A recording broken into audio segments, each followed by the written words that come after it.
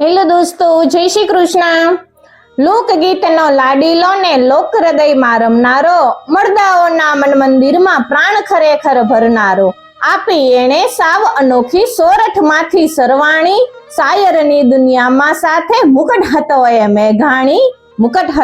મેઘાણી। તો મિત્રો, એવા ઝવેરચંદ મેઘાણીના સૌરાષ્ટ્રની રસધાર નામના પુસ્તકમાંથી આજે આપણે એક વાત કરવાના છીએ, જેમનું શીર્ષક છે અભો સોરઠિયો। સોરઠ દેશને દક્ષિણાદે કિનારે માલણ નદીના કાંઠા ઉપર મહુવા નામનું બંદર આવેલું છે। અરબી સમુદ્રના આસમાની મોજા રાત દિવસ મહુવાની ધરતીના વારણા લીધા કરે છે। દરિયાના ગુંજાવર આઠે પહોરે નગરીના લોકોને કાને સંભળતા રહે છે। તે દિવસે તો માલણ નદી હેંજળ વહેતી હતી, એના પાણી મહુવાને થપાટો મારતા હતા, પણ આજે માલણમાં એકલો વેકરો ધગધગે છે। આજથી 150 વર્ષ પૂર્વે આ રઢિયાળા બંદરને માથે 300 પાદરનો વાવટો ફરકતો। એ 300 ગામડાની ઉપર જસા ખસિયા નામના રાજપૂત રાજાની આણ ફરતી હતી। મહુવાની 2 દિશાઓમાં 15 ગાવના પલ્લા પકડી ને ગીચ જાળી ઊભી હતી। 90 હાથને માથે ડોકા કાઢીને સાગરના દરિયાના જૂથ આકાશની સામે માથા ઝુલવતા નાળિયેરીઓ સામસામા ઝુંડ બાંધી ને સૂરજના અંજવાળાને રોકી રહી હતી, અને એકબીજાના આંકડા ભીડી ને ઉભેલા કંઈક કાંટાવાળા ઝાડ ઝાંખરાને ડાળીઓને ડાળીએ એવી તો ઠઠ લાગેલી કે માહિતી સસલું જાય તો એની ખાલ ઉતરડ જાય।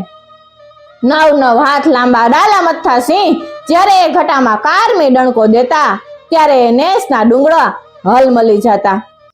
કુદરતે મહુવાને એવી કુદરતી ગઢ કિલ્લા આપ્યા હતા।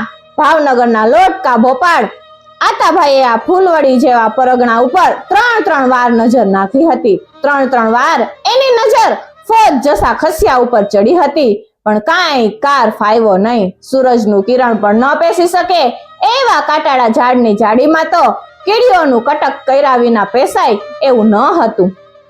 ભરતીના પાણી પાછા વળી જતા ત્યારે અરબી સમુદ્રમાંથી ઉઘાડી પડેલી ભૂમિમાં મહુવાને કિનારે 5 રૂપાળા વીરડા દેખાતા હતા। એકવાર એ વીરડાને ઉલેચી નાખવાની પાંચેની અંદર મીઠા અમૃત જેવા નીર છલકાતા। ખારા સાગરની આ મીઠી વીરડીઓની જાત્રા કરવા દેશ પરદેશના ઘણા જાત્રાળુઓ આવતા, અને જસા ખસિયાને દાણ ભરી ને પછી એ પાણીથી સ્નાન કરતા। મહુવાના પડોશમાં દાઢા નામનું એક પરગણું છે। તે સમયમાં દાઢાની ગાદીએ ગોપાળજી સરવૈયા નામનો ઠાકોર હતા। ગોપાળજી સરવૈયા મહુવાના ખારા સાગરની મીઠી વીરડીઓની જાત્રા કરવા આવ્યા। ખસિયા રાજાએ ગોપાળજી પાસે દાણ માંગ્યું। મૂછો મરડી ને ગોપાલજી કહે, મારું દાણ? હું દાઠાનો ધણી, દાણ તો દેવું પડશે। રાજા ઓકે રંક, મારું દાણ હોય નહીં, હું ભાવેણાના ધણીનો આતાભાઈનો મામો। એમ હોય તો ફોજ લઈને આવજો અને વિના દાણે સ્નાન કરી જજો। ધમેલ ત્રાંબા જેવી આંખો કરી ને ગોપાળજી સરવૈયો પાછો વળી ગયો। ભાવનગરમાં ભાણેજ પાસે જઈ ને મામાને કહે, બાપ, મહુવા આપી દઉં? સાબદો થા। અરે મામા, મહુવા તો કોણીનો ગોળ કહેવાય। 5 ગૌના પલ્લા પકડી ને અંધારી ગોર કાંઠ ઊભી છે, જેમાં માનવી તો શું પણ સૂરજનું અંજવાળું એ ન પેસે એમાં થઈ ને સોસરવિયા સેના સી રીતે નીકળે? બાપ, મારક દેખાડું, બાકીની કાંઠ કાપી નાખીએ। 4000 કુવાડા લઈ ને આતાભાઈની ફોજ ઉપડી। મામાએ મારક બતાવ્યો। 4000 કુવાડા વાળા ઝાડ કપાય અને ફોજ આગળ વધે। જોતામાં તો જાડી હતી ત્યાં મેદાન કરી મૂકી અને મહુવાના પાદરમાં સેના આવી પહોંચી। ગામ ફરતો ગઢ હતો, તેને માથે હુડુડુડુ કરતી 10 તોપો સામટી વછૂટી। ગઢ તૂટવા લાગ્યો। મુંજાઈ ને જસા ખસિયાએ સંધિનું કહેણ મોકલ્યું। ઈસવીસન 1784 સાલની આ વાત હતી। ભાવેણાનો નાદ બોલ્યા, અમારે કઈ મહુવા કબજે નથી કરવું, પણ જીભ કચરી ને આવ્યા છીએ માટે થોડા દિવસ તો દરબારગઢમાં રહી ને દરિયાની લહેરો ખાવી જોશે। આજુબાજુની શોભા જોશું। ખસિયાને કહો કે થોડા દિવસ ગઢ ખાલી કરી આપે। 4 જણનું પંચ નિમાણું। શંકરગઢજી સાધુ, બીજા દયાશંકર ગોર, ત્રીજા ગોપાળજી મામો ને ચોથો જસા ખસિયાનો કામદાર અભો વાણિયો। 10 દિવસે ઓતો ભાઈ મહુવા ખાલી કરી જાય, અને ખાલી ન કરે તો અમે 4 જણા ખોળા ધરી લઈએ છીએ। મહુવા ખાલી કરી દઈ અને જસો ખસ્યો પોતે સેંદરડા ગામમાં જઈને રહ્યો। અહીં આતાભાઈએ સેના સહિત ગામનો કબજો લીધો। કિલ્લાના કાંગરે ભાવેણના નાથની ધજાઓના ફડાકા દેવા લાગી. ગોહિલ રાજે કિલ્લાને માથે ચડી ને દસેય દિશાએ નજર નાખી ત્યાં તો લબુક ઝબુક લીલુડા આંબાવડિયાએ એની આંખોમાં લોભનું આંજણ આંજી દીધું. મોરલાના મલારે અને કોયલના ટંકારે એના કાનમાં સ્વાર્થનું હળાહળ રેડી દીધું. હાય હાય, નંદનવન જેવી આ સમૃદ્ધિને શું જસો ભોગવશે? આવી કામણગારી ધરતીને શું કાળો ધણી ગમતો હશે? આ હા હા, મહુવા વગરનું મારું ભાવેણું લખું લુખું. અને બાપુ, હરજી કામદાર બોલી ઉઠા, ભાવેણાના નાથની ધજા ચડી તે શું હવે ઉતરશે? અપસુકુન કહેવાય. ત્યારે શું કરશું કામદાર? મહુવા નથી છોડવું, બીજું શું? પણ દગો કહેવાશે. દગો છે ને, આપણી જીત થઈ છે ને. પણ 4 પંચાત્યાનું શું કરશું? એ હું કરીશ. એ 4 જણા પણ માનવી જ છે ને. 10 દિવસે સાટે તો 2 મહિના વીતી ગયા પણ મહારાજ મહુવામાંથી સળવળતા નથી. જસાએ પંચને કહેવડાવ્યું કે પંચ માહેલા શંકરગરજીએ જઈ અને મહારાજને કહ્યું, દરબાર ગામ ખાલી કરો. જુઓ, હું અતીત છું. મારો ભગવો ભેગ જોયો? મારા તમામ ચેલાને લઈ ને હું તમારા ઉમળે લોહી છાટીશ. બાવાની હત્યા લેવી છે? નકર બહાર નીકળો. મહારાજાએ બાવાજીને ગોપનાથના 5 ગામ લખી આપ્યા. બાવાનું મોં ભરાઈ ગયું. એનો ભગવો ભેખ વેચાઈ ગયો. એને તો જઈ ને જસા ખસ્યાને કહ્યું, મહારાજ નથી નીકળતા. અમે શું કરીએ ભાઈ? અમારી પાસે કઈ ફોજ નથી તે લડીએ. તમે કહો તો લોહી છાંટીએ. ના બાપ, જસો બોલ્યો, સાધુની હત્યા મારે નથી લેવી. તમારે ગોપનાથને કાંઠે બેસી ને લીલા લહેર કરો. બીજો વારો આવ્યો દયાશંકર ગોળનો. એ બ્રાહ્મણનું બ્રહ્મતેજ પલકવારમાં તો બાળી નાખે તેવી વરાળ કાઢવા લાગ્યું. પણ મહારાજાએ એને વિજપડી નામનું ગામ માંડી આપ્યું એટલે અગ્નિની ઝાડ સમી ગઈ અને બ્રહ્મતેજ વેરાઈ ગયા. જસાને એને કહ્યું, આ તો ભાઈ મારું નથી માનતો, અમે શું કરીએ ભાઈ? જસો બોલ્યો, ગોરદેવતા તમે છૂટા. એક ચારણ પણ જામીન હતો. એને કટાર કાઢી ને પેટ નાખવાનો ડર દેખાડ્યો. એને મહોદરીના 3 ગામ આપી અને ચૂપ કર્યો. જસાએ અભાને પૂછ્યું, અભા શું કરવું? બાપ દાદાનો આખરી ધર્મ બહારવટું, બીજું શું? પણ પહોંચાશે? જો તો ખરો, એની તોપો મહુવાના ગઢની રાંગ ઉપર બેઠી બેઠી મોં ફાડી રહી છે. પહોંચવાની વાત નથી, મરદની રીતે મરવાની વાત છે. મરું તો વાહે મારા બાયડી છોકરા. મારા માથા સાટે તારું અન્ન હજી મારા દાંતમાં છે. લૂણ હરામી નહીં થાવ, હું સોરઠિયાણીને પેટ ધાવ્યો છું. 200 ઘોડેસવારો લઈ ને જસો ખસ્યો. મહુવાને માથે બારવટું ખેડવા માંડ્યો અને કાયામાં પ્રાણ રહ્યા ત્યાં સુધી એને આતાભાઈને મહુવાના દરબારગઢમાં સુખની નિંદર કરવા ન દીધી. આખરે બીજું કાંઈ નહીં તો લીલિયા પરગણું આપો. એનો દેહ પડ્યો. માણસો વિખાઈ ગયા. ફક્ત 3 જ જણા બાકી રહ્યા, જસાની રાણી, નાનો એક છોકરો ને અભો કામદાર. પોતાના અન્નદાતાની ઓરતને એને દીકરાને એક ઠેકાણેથી બીજી ઠેકાણે સંતાડતો અભો વાણિયો રજેડા કરે છે. પોતાની પાસે જે મૂડી હતી તે ખર્ચી ને પોતાના બાળ રાજાને નભાવી રહ્યો છે અને મહારાજ આતાભાઈની સાથે વિષ્ઠી ચલાવે છે કે હવે જસો ખસ્યો તો મરી ગયો. હવે આ બાળકને ઠરીને બેસવાનું ઠેકાણું કાઢી આપો. બીજું કાંઈ નહીં તો લીલિયા પરગણું આપો. સુરવીરાયના હક દગાથી ડૂબાવોમાં ભાવનગરના ધણીને લીલિયું ભારે નહીં પડે. પણ મહારાજ ન માન્યા. બરાબર 5 વર્ષ વીતી ગયા. અભાને ગટપણે ઘેરી લીધો. એની ડોકી ડગમગવા લાગી. માથું, મૂછો અને આંખના નેણ પાપણ પણ રૂની પૂણી જેવા ધોળા બની ગયા. એકવાર સાંજરે એ વૃદ્ધ કામદાર પોતાના 7 વર્ષના ધણીને ખોળામાં લઈ અને બેઠો હતો.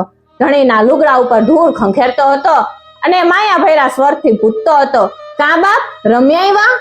વાહ મારો બાપો, ભારે બહાદુર. લોટકાઈ તો બાપુ જેવી જ છે હો. નાનો કુંવર ગર્વ પામી ને એની કાલી કાલી વાણીમાં પડકારા દેતો, કામદાર આજ મેં ઓયલા છોકરાને હરાવી દીધો. ઓયલો મારાથી મોટો, એને મેં પાડી દીધો. અરે રંગ રે રંગ બાપલ્યો. બરાબર સાંજ નમેલી. સૂરજ મહારાજ મેર બેસતા હતા. રાજા અને કામદાર સંસારથી આઘેરા જઈ ને જાણે સાચો આનંદ લૂંટતા હતા. જાણે આખા જગતનું એક ચક્રી રાજ મળ્યું હોય તેવા તોરથી રાજા કારભારીની રમત રમાતી હતી. તે વખતે બાળકની વિધવા માતાએ ઓરડામાંથી વજ્રબાણ છોડ્યા. બાપ કામદાર, સીધને આમ ફોસલાવા પડે છે. હવે અમારી મરેલાની મસ્કરી કાં કરો છો ભા? છોકરાને કઈક દાડી કરતા શીખવાડી દો ને. હવે અમને ક્યાં સુધી આમ ધૂળ મેળવવા છે? ક્યાં સુધી આશા દીધા કરશો? કોણ જાણે માણસના પેટ કેવા મેલા થયા છે, બધાય બદલી ગયા. અરે ભગવાન, ટપક ટપક ટપક અભાની વૃદ્ધ આંખોમાંથી ઊના ઊના ટીપા ટપકી ને પોતાના ખોળામાં બેઠેલા કુંવરના માથા પર પડવા લાગ્યા. સાચો રાજ્યાભિષેક થઈ ગયો. રાજમાતાએ જેટલા વેણ કહ્યા તેટલા એણે મૂંગે મોઢે સાંભળી લીધા. સામો ઉત્તર ન વાળ્યો. રાત પડી ગઈ. આકાશના ચંદરડા ઘડીક જગતા ને ઘડીક વળી ઓલવાતા આંખ મીચામણીની રમત રમતા હતા. પોતાનો નાનો ધણી પોતાના ખોળામાં જ પોઢી ગયો હતો. એવી મોડી રાતે એક ફાટેલી પથારીમાં બાળકને સુવડાવી ને પછી અભો ઘરે ગયો. સવાર પડ્યું ને કામદાર આવ્યા નહીં. ખબર કાઢવી કામદાર રાતના ઉઠીને અલોપ થઈ ગયા હતા. ક્યાં ગયા તે કોઈને ન કરી શક્યું. બરાબર બપોર તપતા હતા. ભાવનગરના રાજમહેલમાં છેલ્લી અટારીએ ઠાકોર આતોભાઈ બેઠા હતા. ગાદી માથે બાળ કુંવર વજયસિંહજી ખેલતા હતા. બાજુએ ભા દેવાણી અને જસોભાઈ વજીર બેઠેલા હતા. બારીએ જવાસાની ટટ્ટીઓ બંધાઈ ગઈ હતી. પાણી છંટાતા હતા. સુગંધી હવાના હિલોળા છૂટતા હતા. ચંદનના લેપ થઈ રહ્યા હતા. રૂપાની જારીમાંથી દૂધિયા પીવાઈ રહ્યા હતા. અચાનક મેડીના પગથિયામાં ધબ ધબ મોટા ધબકારા ગાજી ઉઠ્યા. ભામેણા નાથની નિશાણીને આવો કાળા માથાનો કોણ માનવી ચડી રહ્યો છે? મહારાજ અને એના બે સાથીઓ ચોકી ઉઠ્યા. કાળી રાડ સંભળાણી કે ક્યાં છે તમારો ઠાકોર? હિસાબ કરવા આવ્યો છું. ઊભા થઈ ને જોવાની હિંમત કોઈ કરે ત્યાં દાદર ઉપર ધોળા વાળની વિભૂષિતી માથું દેખાણું.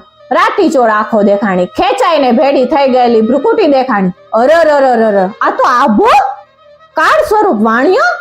કા મહારાજ? ભાવનગરના ધણી બોલો, જસા ખસિયાના કુંવરનું શું ધાર્યું છે? આવો આજ હિસાબ ચોખ્ખો કરો. એટલું બોલી ને અભાની અગ્નિ ઝરતી આંખો ગાદી ઉપર ખેલતા કુંવર વજયસિંહજી ઉપર ઠેરાણી.